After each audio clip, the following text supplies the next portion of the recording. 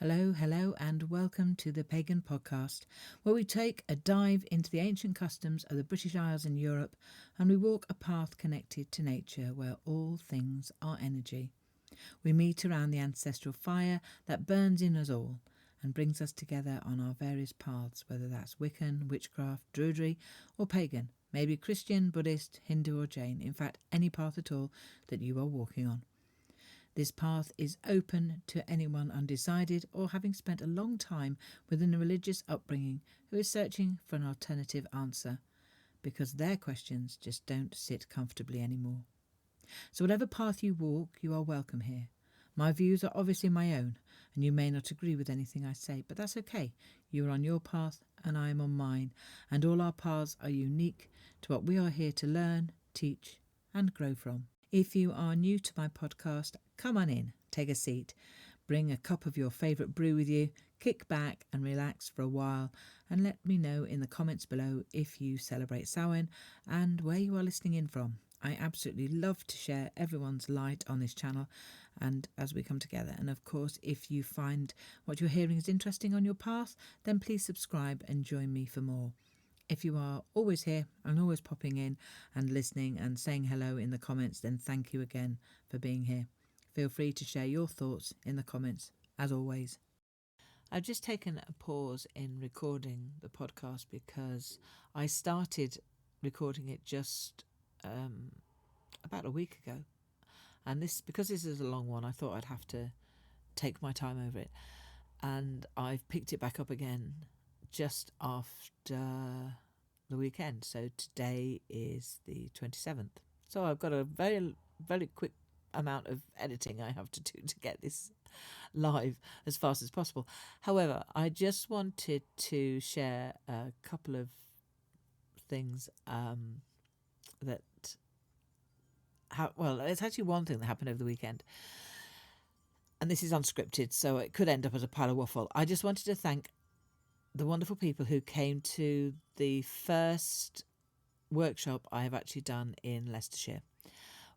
If you follow me on social media, you will see or will have seen the advertising I've done for the Samhain workshop, where we came together as a group and we created a wonderful Samhain incense to use on charcoal discs.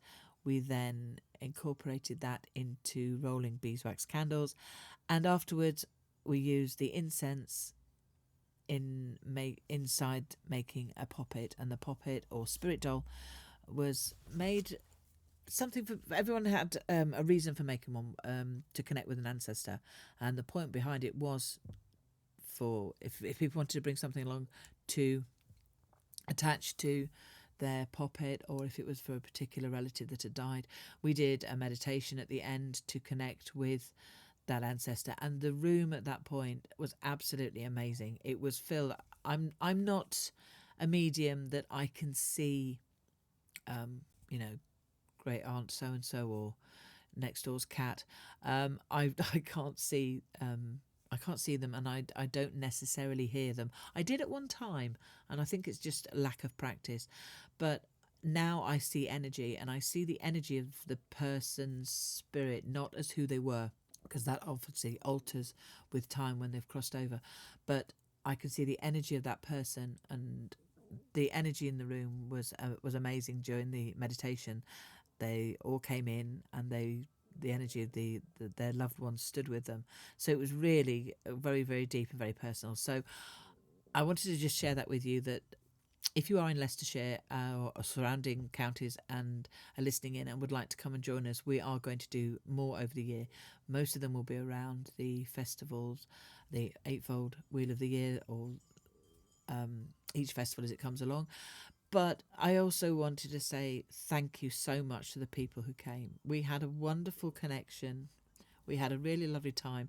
I want to thank my friend Beth, who made us cakes. She made us spiced apple and sultana muffins. My word, they were absolutely gorgeous. She made cookies, and bless her, she helped me set up our table, and she did all the washing up. So I just wanted to interject this, say thank you to everybody who came. Thank you to Beth for helping me set up. And if anyone would like to join us again for another one, I will be advertising on Eventbrite and also on all social media for the next one, which will be the winter solstice. And also, whilst here, if you see things like this in your area and you can get along to them, go and join in, because I think at this time of the year it is so nice to share our personal stories of ancestors. It is so nice to connect with them. And as one of the ladies who was there, and I'm sure she won't mind me saying, it brought her out of her comfort zone for a while. And I think we get like that, don't we? It doesn't matter where we are in our life. Sometimes we become a bit of a hermit and we find it difficult or overwhelming to go out and be in public. And my groups, I don't like doing really any more than 10 people. We had less than that at this one, and it was a nice amount of energies in the room, and it was just enough. It wasn't overwhelming. So if you see something like this in your area, then rather than hesitating and thinking, oh, I can't do that, go and give it a try. Step out your comfort zone. Go and join in with people, because we all need social activity. We all need to be around people, especially around the Samhain, and also coming up to the winter solstice. So that's all I have to say about that at the moment. I will put some pictures on my social media, so they'll be on the Facebook page and they will be on Instagram. If you follow me, come and have a look, and you'll see what we were making and how I dressed the room. It wasn't overly dressed because we didn't have a great deal of time, but we dressed the table and we made it look as festive as we could. So I'll put those on, but I just wanted to say that before I got into the podcast itself. So now I will stop waffling and let's get on with the rest of the Samhain podcast. So here we are, only a few days away from the end of the harvest season and the end of the year. Now, if you are not familiar with this path and wondering if I have completely lost the plot, as you are used to harvest festivals at an earlier time, I haven't. But Samhain was and still is the end of the agricultural year and the time that our ancestors, as we are doing now, step into the darker side.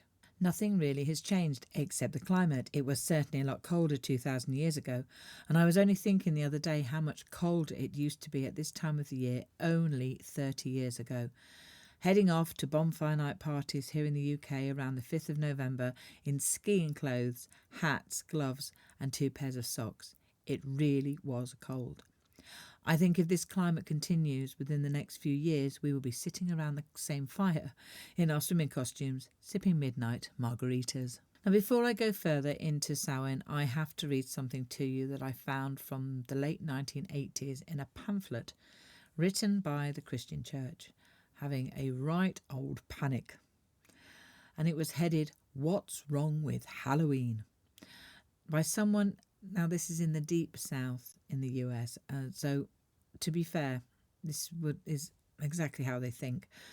I'm not even going to give this guy's name because he doesn't deserve any form of recognition, but here is what he made up and is still making up this rubbish, and I quote, "The Druids believed that on October 31st, the last day of the year by the ancient Celtic calendar, the Lord of Death gathered together the souls of the dead who had been made to enter bodies of animals and decide what form they should take the following year.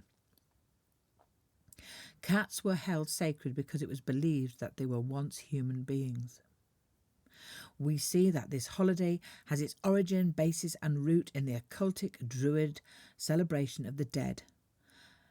Only they called it Samhain, who was the lord of the dead, a big demon." Unquote. Apparently, when he wrote this utter drivel, there were no sources given except those big books that some people could afford, like the Encyclopedia Britannica. And I think there was an equivalent in the US. I'm sure somebody will let me know in the comments below. Now, of course, it has all been updated, and we have Wiki, which is fairly accurate in most of what it tells us, but also all the websites from individuals writing about their alternative paths. But it's this level of rubbish that I know many people are still fixated with. Thankfully, there's plenty of us walking this path to ensure rubbish like this is just laughed at. So let's go deeper into Samhain. Samhain stands at one of the most crucial and enduring festivals in Celtic mythology, both for its central role in the annual cycle of life and death and for its profound influence on the customs, folklore and spirituality of the Celtic world. Its legacy has shaped not only subsequent Christian and secular celebrations, but also the ritual and symbolic heart of modern pagan and Wiccan observances.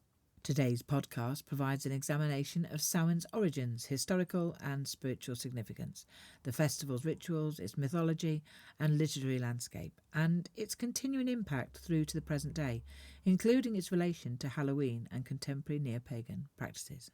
The word Samhain, written as Samhain, but pronounced either Samhain or Samhain, emerges from the Old Irish word for summer's end, indicating the conclusion of the pastoral and agricultural season and the onset of winter.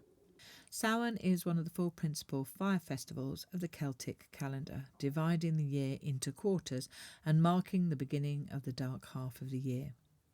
The other three festivals are Imbolc on February the 1st, Bealtaine on May the 1st and Lunasa on August the 1st. Samhain and Bealtaine are thresholds between seasons and were held as the most significant, with Samhain generally marking the start of the calendar and hence the Celtic New Year. This division between the light of summer and the dark of winter provided the structural underpinning for myth, ritual and governance, with Samhain representing a spiritual and social boundary time, a liminal phase when the usual barriers between worlds dissolved. The historical Samhain festival was characterised by great communal gatherings and feasting, as documented in medieval Irish literature and supported by later folk practices. These assemblies allowed for reinforcement of social bonds, finalisation of the year's harvest and preparations for winter, and even the settling of legal affairs and disputes.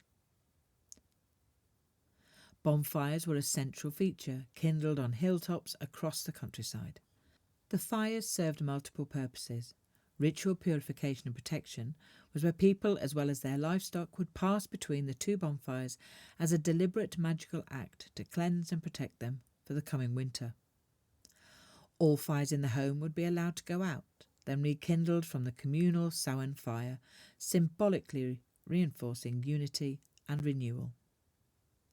Offerings and sacrifices took place where remnants of food, bones of slaughtered cattle, and sometimes symbolic personal or collective tokens were consigned to the flames in acts of thanksgiving, protection, and appeasement of supernatural powers. The very English word bonfire may have been derived from bonefire, echoing the ancient practice of casting the bones of culled livestock into the flames as this time of the season to ward off evil spirits. Given Samhain's characterisation as a liminal time when the veil between the worlds was thin, divination became a vital component of the festival. Communities and families would engage in various forms to seek prediction or guidance, particularly about the coming year, fortunes in marriage, for example, death and harvests. And these included apple games, where you would be apple bobbing, paring apples and interpreting the shape of the peel, or dividing apples in ritual ways to see omens of love and life. Nut burning was where tossing nuts into the fire to see if they burned together or separately, indicating harmony or discord in relationships. Interpreting dreams or using mirrors, water and other reflective surfaces for scrying. Token games in cakes was by inserting symbolic objects into special breads like a barmbrack or cakes to foretell marriage, wealth or spinsterhood based on the finder's luck. These traditions, many of which remain as folklore relics, reflect both the practical anxieties and the mystical worldview of early Celtic rural life. Another crucial and persistent element of Samhain has been the wearing of disguises and costumes, a practice known as guising or mumming. In ancient times, participants would don animal skins and masks both to honour the spirits and to confuse or repel supernatural beings, especially the wandering dead or the fairy folk believed to roam freely at this time. Mummers were bands of costumed players, and they would perform dramas or recitations at households in exchange for food or drink, a custom that later contributed directly to trick-or-treating and Halloween masquerades. Integral to Samhain's ritual structure is the welcoming and honouring of ancestral spirits. The belief was that at Samhain the souls of departed family members could return home seeking hospitality. Hence extra places were set at the table during Samhain feasts, and symbolic food or drink was left out, both to honour the dead and to ensure their goodwill. Hearth fires and lanterns, or later carved turnips and pumpkins, lit the way for wandering souls and protected the living from harm. Samhain also marked not only the turning of the year spiritually, but the end, as I have already said, of the pastoral or agricultural season. So cattle and sheep were brought from upland summer pastures to winter shelter, and some were selected for slaughter to ensure that only the stock that could be supported through the cold months survived. This process provided the fresh meat for feasting and for the bonfire rituals, whilst also setting the rhythm of the rural economy and highlighting the dependence of life on the cycles of death and renewal. Irish mythology is replete with tales at Samhain, of myths, deities and supernatural beings.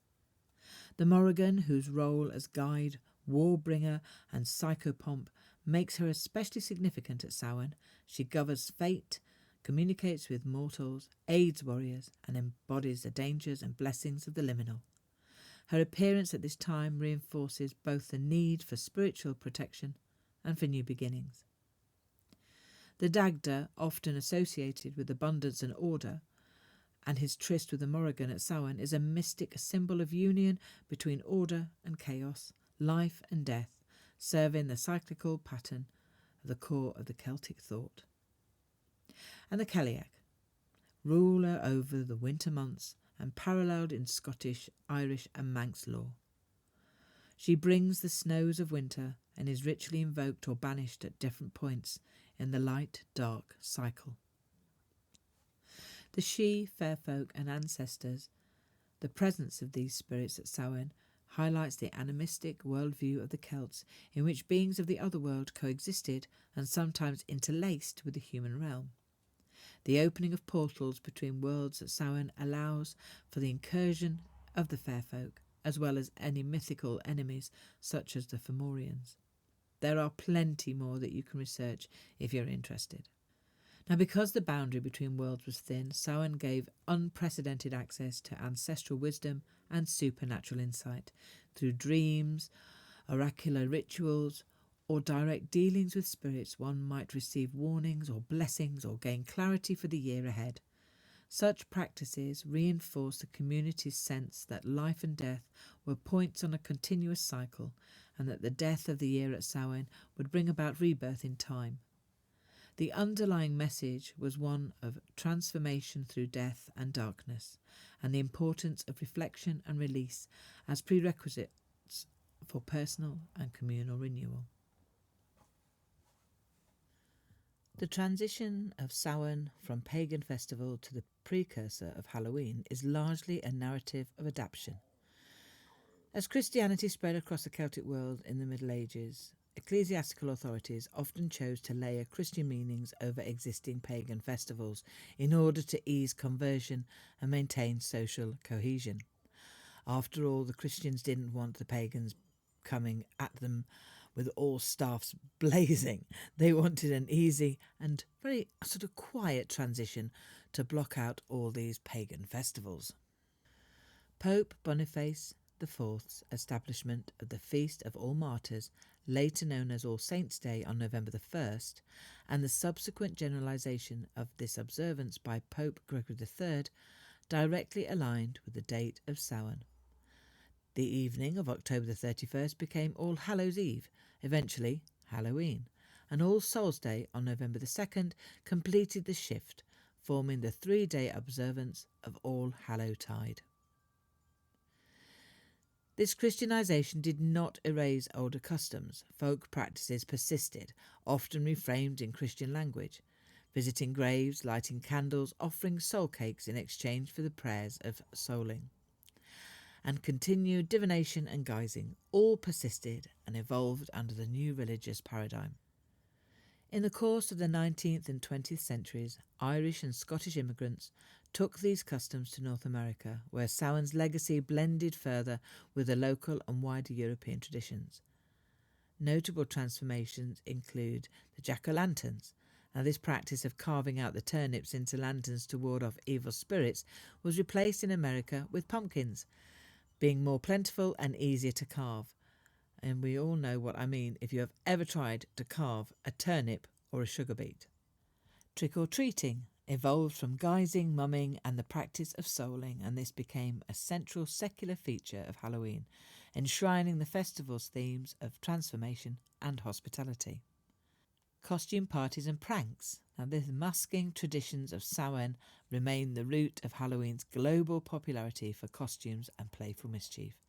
Themes of death, the supernatural, transformation and liminality echo throughout modern Halloween. Ritual honouring of ancestors takes place all over the world. Creation of altars with photographs, favourite foods and offerings for the deceased loved ones, setting extra places at the tables to hold the dumb supper. A silent meal held in honour of the dead, where communication with spirits is sought and all is done without speech in reverent acknowledgement of the thinning veil.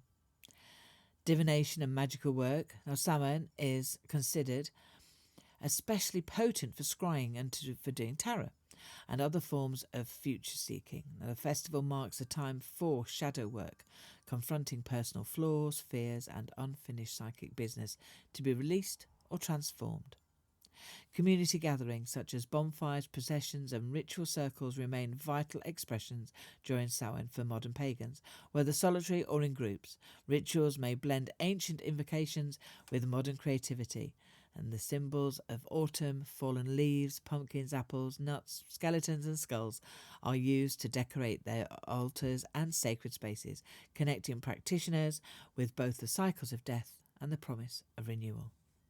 An emphasis on nature's cycles encourages practitioners to reflect on personal growth, release old burdens, and plant seeds for the coming year, mirroring the agricultural cycles honoured by ancient Celts. Now, many contemporary pagans strive for historical authenticity, seeking to reconstruct rituals based on their own research or other people's research.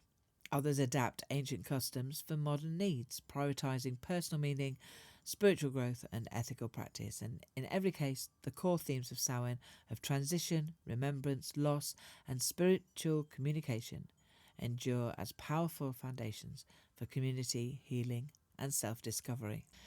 So in conclusion, Samhain's significance in Celtic mythology arises from its status as a moment of profound transformation.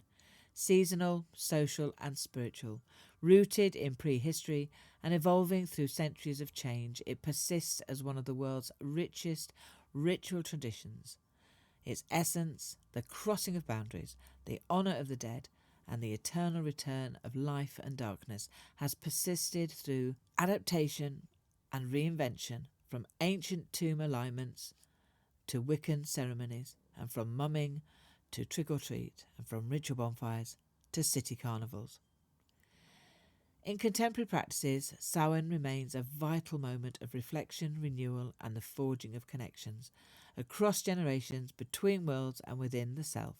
Its spiritual and cultural DNA continues to shape not only Halloween, but countless local and global traditions that speak to the cyclical nature of life, the inevitability of change, and also the eternal presence of those who have come before. In all its annual incarnations, Samhain continues to invite reflection on loss, continuity, endings, blessings, beginnings, darkness, and the promise of the return of light. From the megalithic passage tombs to the inner journeys of shadow work, past and the present are ever entwined, and the spirit of Samhain endures. So whatever your belief this time of the year, it is all down to your personal path. Nothing is right or wrong. It's how you wish to walk it. No one can tell you how to walk your path, because you came here to this experience of being human for a reason. You may be lucky to have found your reason as to why you are here, or you may still be waiting for it to reveal itself. Whatever you are doing it right for this moment in time. If it doesn't feel right, then make some changes and adjust your path. So whether you go big with Samhain parties, trick-or-treating with your family, or just lighting a candle to your ancestors, enjoy the season, enjoy the shift in energies and everything that is to come as we walk into the dark towards the solstice. Thank you for listening in. Have a wonderful Samhain. Take care of yourself, and bye for now.